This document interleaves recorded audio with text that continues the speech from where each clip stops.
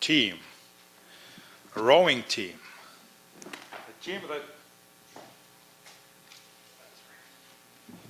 a team that had to prepare for the Olympics. And this is the story of the team that I would like to tell you today.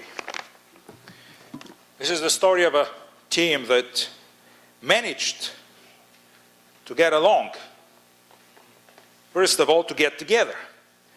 But because we're talking about sports, I'd like to first of all ask, is there anybody here who is into sports? Whether you're into amateur kind of a sport, whether you just exercise to tone up your muscles, or whether you're a long distance runner or a long time sitter in front of television, put your hand up.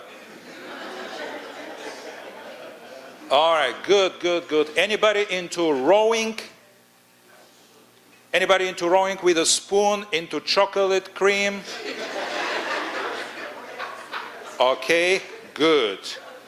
All right, Garfield, the big cat on the cartoon, once said the bad word exercise and washed his mouth with chocolate.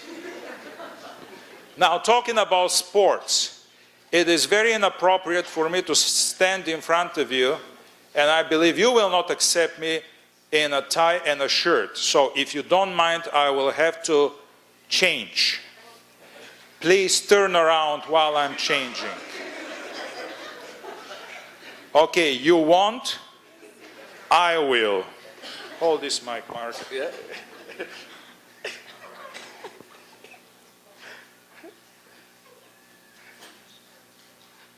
You can close your eyes.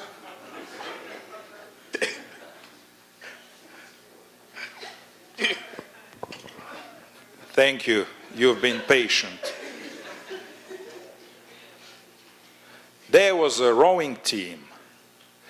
Rowing team consists of rowers.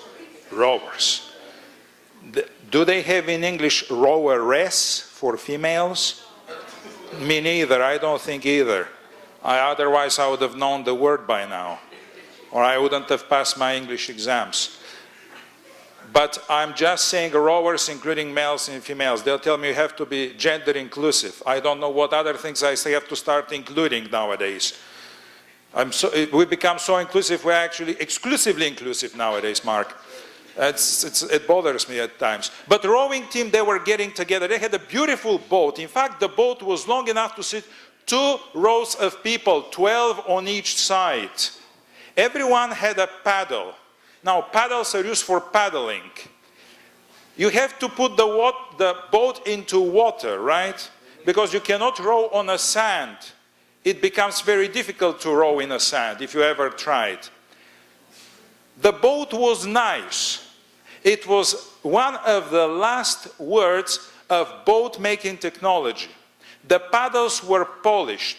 In fact, they used a special wax to wax the boat so it could glide and slide smoothly through the water. They had even special wax on the paddles so that they would go nice in the water. Now, the rowers were people who were exercising every day. Every day. Every morning they had to get up at 6 o'clock. They had to run 5 kilometers as a warm-up. They had to do some stretching exercises, something that every pastor should ask his congregation to do once they start falling asleep.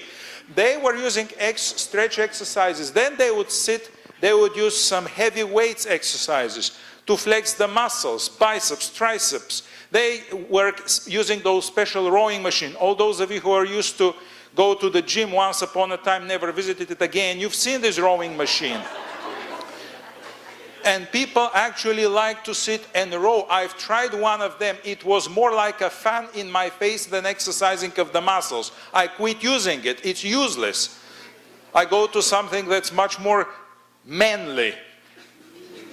Every morning they would actually have high protein, high carbs food. Now, I'm not going here into diets because you are already imagining those kind of foods. And some of you, if I ask you what do you imagine, may reveal what you don't want to be revealed. But they were using good quality food that their stomachs could digest, their body could absorb, and they used to drink a lot of water. Now, the water was not bottled like this. It was bottled in bigger bottles. because they had to drink a lot of these fluids. Every morning they would exercise, they would eat, then they would sit and study a special manual.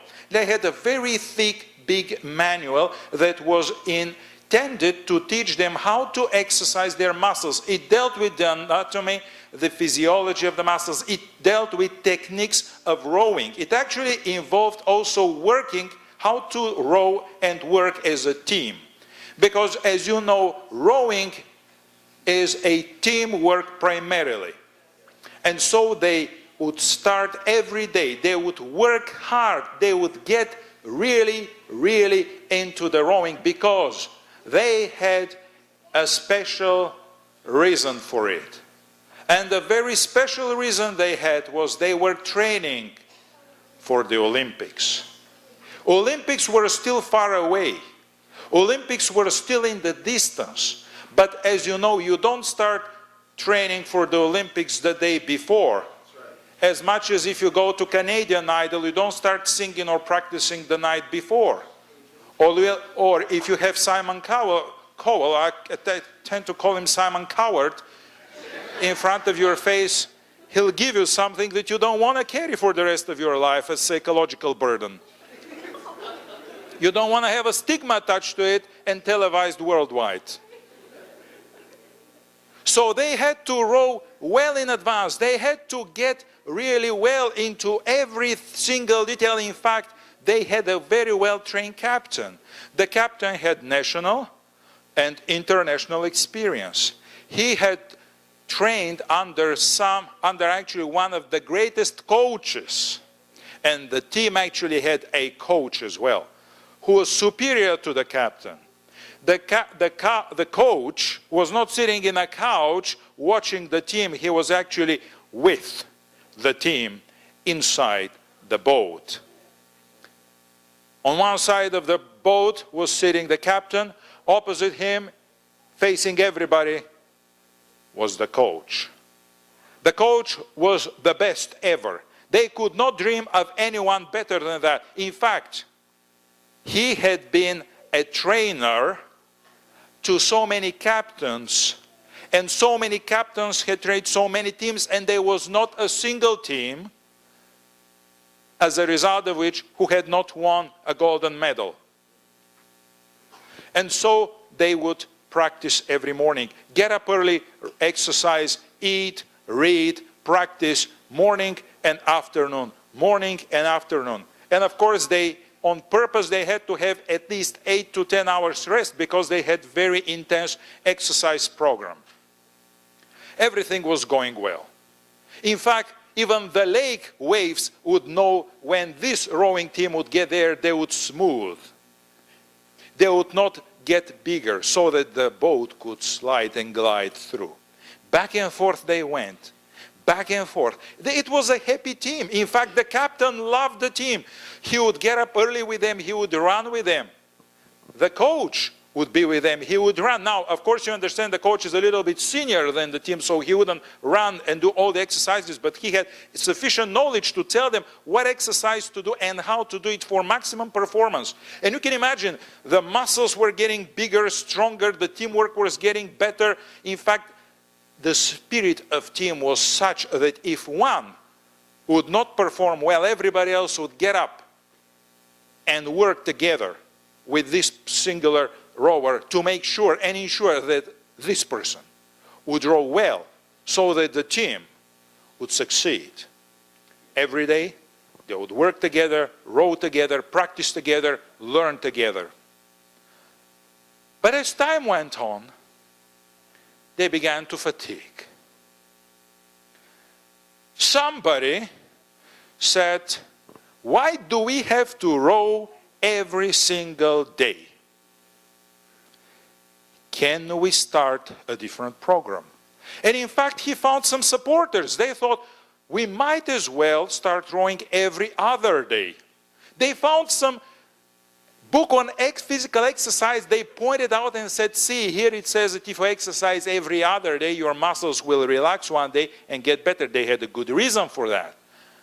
But they had also missed the fact that there were other people who said on the team, rowers who wanted to exercise every single day.